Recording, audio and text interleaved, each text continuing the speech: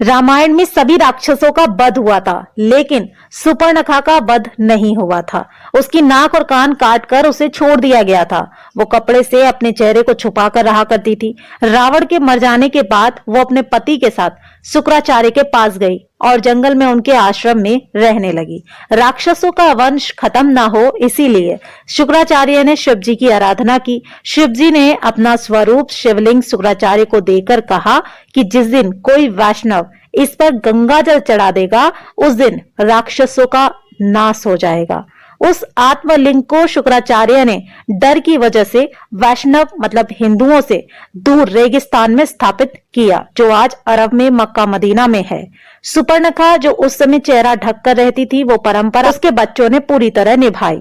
आज भी मुस्लिम औरतें अपना चेहरा ढककर रहती हैं। सुपर्णखा के वंशज आज मुसलमान कहलाते हैं, क्योंकि शुक्राचार्य ने इनको जीवन दान दिया। इसलिए ये शुक्रवार को विशेष महत्व देते हैं। पूरी जानकारी तथ्यों पर आधारित और सत्य है। आगे देखिए दोस्तों, अब जानते हैं कि इस्लाम कैसे पैदा हुआ। असल में दोस्तों, इस्लाम कोई धर्म नहीं है, वो एक मजहबी दिनचर्या है। मजहब का मतलब होता है अपने कबीलों के गिरोह को बढ़ाते चले जाना। ये बात सभी जानते हैं कि मोहम्मद मूल रूप से अरब का बासी था। अरब देशों में सिर्फ रेगिस्तान ही पाए जाते हैं, वहां जंगल नहीं है, पेड़ भी नहीं है। इसलिए वहां मरने के बाद जलाने के लिए लकड़ी ना होने के कारण जमीन में दफन कर दिया जाता है। रेगिस्तान में हरियाली नहीं होती, ऐसे में रेगिस्तान में हरा चटक रंग देखकर इंसान चला आता है, जो कि सूचक का काम करता है। अरब देशों में लोग रेगिस्तान में तेज धूप में सफर किया करते थे, इसीलिए वहां के लोग सिर को ढकने के लिए टोपी पहनने लगे, जिससे कि लोग बीमार ना पड़े। अब रेगिस्तान में खेत तो थे नहीं, ना ही फल थे खाने को, तो वहां अनाज नहीं होता था। इसीलिए वहां के लोग जानवरों को काट कर खा जाते थे और अपनी भूख मिटाने के लिए इसे कुर्बानी का नाम दे दिया गया और एक प्रथा बना दी गई, फिर त्योहार बना दिया गया। रेगिस्तान में पानी की बहुत कमी रहती थी, इसीलिए लिंग यानी मूत्र मार्ग साफ करने में पानी बर्बाद ना हो जाए, इसीलिए वहां के लोग यानी इस मजहब के लोग अपना खतना करने लगे। खतना यानी अपने प्राइवेट पार्ट का अगला हिस्सा काटने लगे। सब लोग एक ही कबीले के खानाबदोश होते थे, इसीलिए आपस में भाई बहन ही निकाह कर लेते थे। रेगिस्तान में मूर्ति बनाने के लिए मिट्टी मिलती नहीं थी, जिसके कारण इन्होंने मूर्ति पूजा को अपने कबीले में यानी अपने मजहब में खारिज कर दिया। एक जगह से दूसरी जगह जाना पड़ता था, इसीलिए कम बर्तन भी रखते थे।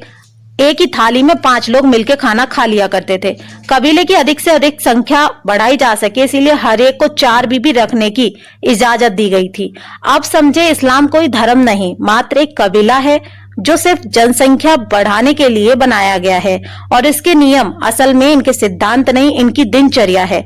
सबसे बड़े लुटेरों को खलीफा और अन्य बहुत सारी उपाधियां दी जाती थी ताकि उनका कबीला बढ़ सके। इस बात से साबित हो जाता है कि इस्लाम कोई धर्म नहीं बल्कि एक बहुत बड़ा गिरोह है, जिसका एक ही एजेंडा है, जहां जाना वहीं पर बस जाना और अपना अधिकार मांगना और वहां की मूल जनसंख्या को पूरी तरीके से समाप्त करके अपने इस्लाम मजहब को आगे की पीढ़ी को जबरदस्ती कबूल कराना।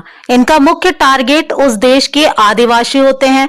जब तक ये उन आदिवासियों के बीच कम होते हैं, बस तभी तक ये अपनी जनसंख्या बढ़ाते हैं। जब इनकी जनसंख्या उस जगह के मूल निवासियों के 1/3 या बराबर हो जाती है, तब ये धर्म परिवर्तन कराकर रातों रात 2000 से 2 लाख मुस्लिम की योजना पर काम करते हैं। भारत के कुछ गांव, जिले, राज्य इस्लाम की इस योजना में पूरी तरह से शामिल हो भी चुके हैं। तो दोस्तों, ये था इस्लाम के पूर्वजों का इतिहास। इनके पूर्वज कौन थे? इनके पूर्वज ही राक्षस थे। इसीलिए दोस्तों, मुसलमानों से देवताओं और धर्म वाली उम्मीद करना बिल्कुल बेकार है। डाउनलोड मौज।